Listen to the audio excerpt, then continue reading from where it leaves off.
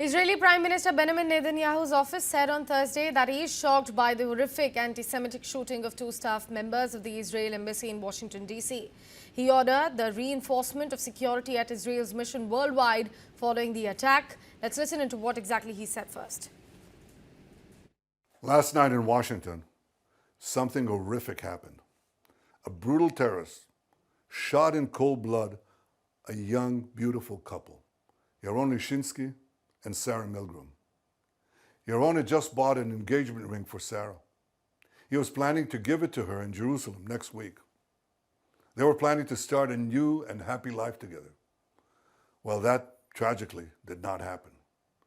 Yaron and Sarah weren't the victims of a random crime. The terrorist who cruelly gunned them down did so for one reason and one reason alone. He wanted to kill Jews. And as he was taken away, he chanted, "Free Palestine." This is exactly the same chant we heard on October 7th. Ultimately, we intend to have large safe zones in the south of Gaza, and the Palestinian population will move there for their own safety while we conduct combat in other zones and receive humanitarian aid there without Hamas interference. In the meantime, we authorized letting trucks enter Gaza to provide for immediate needs. Yesterday, I think more than 100 trucks went in. More will come in today. As for the hostages, we'll do every effort to secure them. I'm ready for a temporary ceasefire to get more out. But we demand, and you should demand, that all of our hostages be released and released immediately. And so should every civilized country demand this. We're in an intense seven-front war that was launched against us by Iran and its proxies. Sometimes in war, accidents happen. Such an incident happened the other day in Jenin, and thankfully no one was hurt. Our military has expressed its regret over the event because we don't target civilians or diplomats. We target terrorists. At least two staff members of the Israeli embassy were shot dead on Thursday near the Jewish Museum in Washington, D.C., where the American Jewish Committee was hosting an event.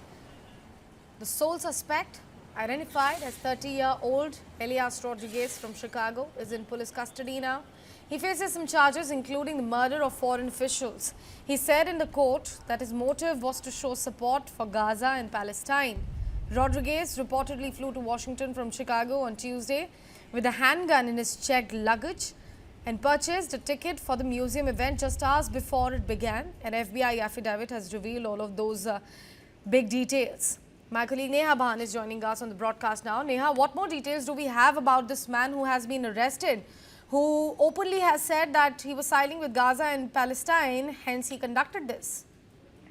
Right, Sakshi, before I before I go on giving you details about the same, let's first understand what the Israeli Prime Minister really has said. He said that he's shocked by the horrific anti-Semitic shooting of the two staff members of the Israeli embassy in Washington. And what he also said, and it's quite a powerful statement, if I can call it so. He said that we're witnessing the terrible price of anti-Semitism and wild incitement against, Israel. The blood libels against, Israel are costing blood and must be combated to the bitter end.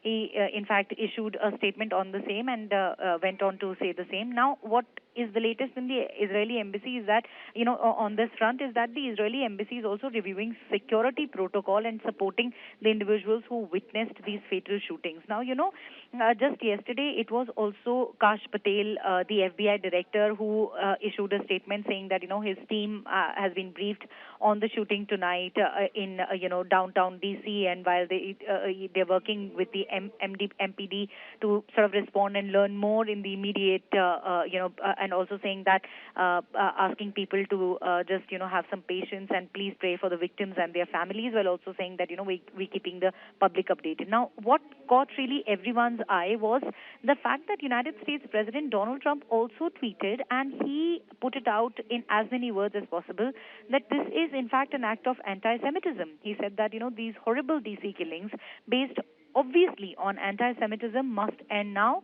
Hatred and radicalism have no place in the United States of America. He expressed his condolences to the families of the victims and said that, these things must not happen and should not happen.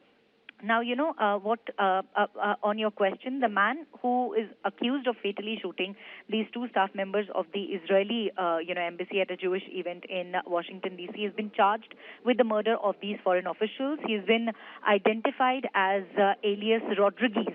He's reportedly from Chicago. Sketchy details at the moment, but he said, and I quote, that I did it for Palestine, I did it for Gaza, I'm unarmed. This is, as per an arrest affidavit that is in fact being quoted by The Independent. He's a 30-year-old man. He also faces charges of causing the death of a person through the use of firearm, discharge of a firearm during a crime of violence, and as well as 2 additional charges of first-degree murder in Washington, D.C. Now, do remember that, Prime Minister Netanyahu has also hit out at countries like France and said that, they have been emboldening Hamas. And there is a false narrative that has been doing rounds in some parts of the world and, which is leading to these fatal shootings.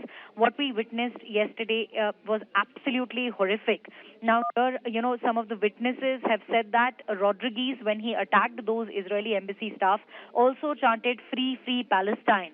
The incident reportedly occurred around 9:15 p.m. outside the Capital Jewish Museum. And these 2 victims who, Rodriguez attacked have been identified as Yorin Lischinski, 30 years old, and his partner Sarah Milgrim, 26 years old. Absolutely no fault of theirs. It also raises quite a serious questions on the security apparatus in the United States, given that, these incidents sort of happened in close vicinity of in United States capital, Washington D.C. And it also the event where this unfortunate incident took place, it is near the museum and FBI field office as well as the U.S. Attorney's office.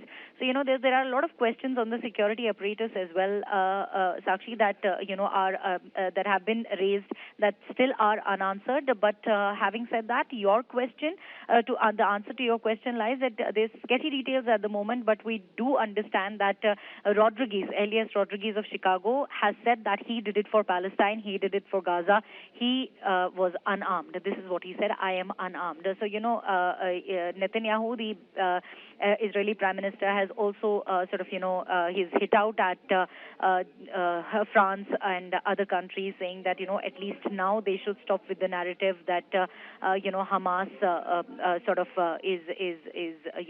they should stop expressing solidarity with Hamas. This is, what he has said. As many words as he could have used, he has also said that these countries are standing on the wrong side of the humanity and have been advocating Israel for absolutely no reason. Israel is a victim here, is what Benjamin Netanyahu tried saying through the words and also the video that we played out on your screen. Neha, thank you so much for joining us with all of those information.